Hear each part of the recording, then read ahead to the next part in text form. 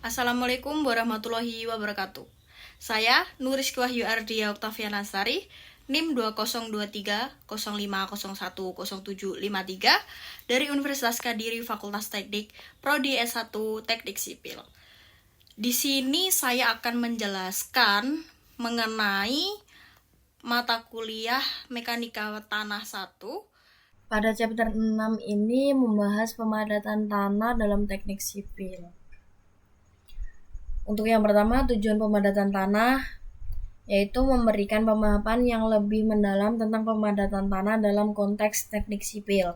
Untuk yang kedua, berfokus pada penentuan berat jenis tanah di lapangan dan spesifikasi pemadatan.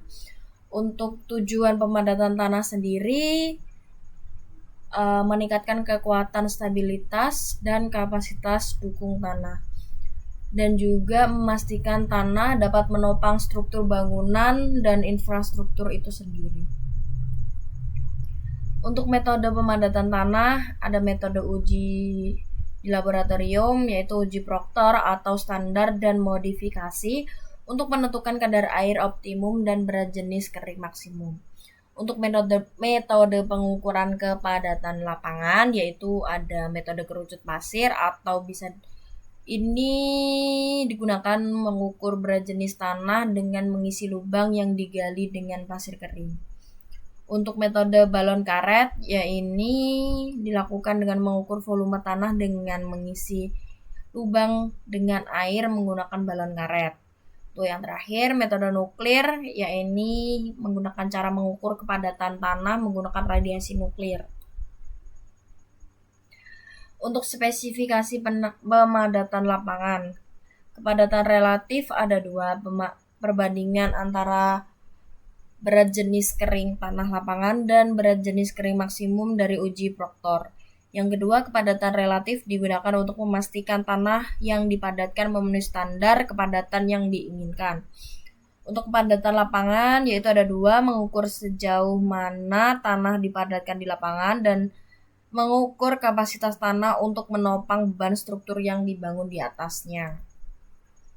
Untuk manfaat teoritis, pada pemahaman sifat mekanis tanah, yaitu pengaruh pemadatan terhadap permeabilitas, kompresibilitas, dan kekuatan geser tanah.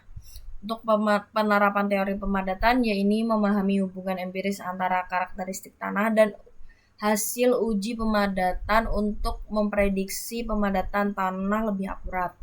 Untuk perhitungan dan evaluasi kepadatan tanah, yaitu teori kepadatan relatif dan lapangan untuk evaluasi kualitas pemadatan tanah.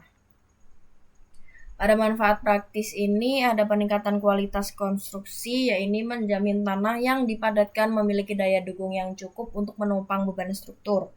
Untuk efisiensi dan keakuratan pemadatan lapangan, yaitu pengukuran cepat dan akurat menggunakan kerucut pasir, balon karet, dan nuklir. Untuk mengukur kepadatan tanah di lapangan. Untuk penerapan spesifikasi pemadatan yang tepat, yaitu memastikan tanah dipadatkan sesuai standar kepadatan untuk mencegah masalah struktural.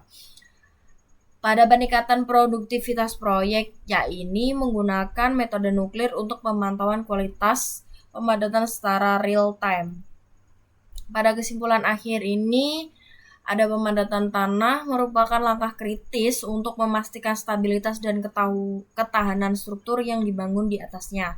Yang kedua, pemahaman teori pemadatan, penggunaan metode pengukuran lapangan yang tepat, dan spesifikasi kepadatan yang benar membantu insinyur memastikan pemadatan yang efisien dan efektif.